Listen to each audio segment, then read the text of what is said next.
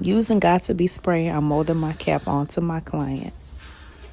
Next, I'm using a Morning Glory as a glue protectant for the tracks in the back.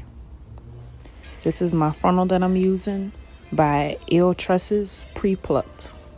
The knots are already bleached.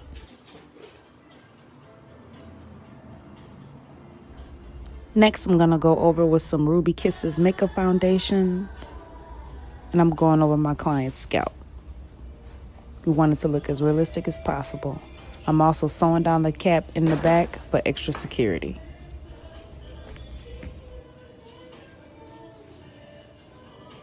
Here's that same frontal. I've gone in and plucked the hairline and molded my baby hairs. I'm taking that same makeup that I put on my client earlier and I'm putting it on the lace. Here, I'm taking a Walker lace front tape and adding it to the sides for extra security.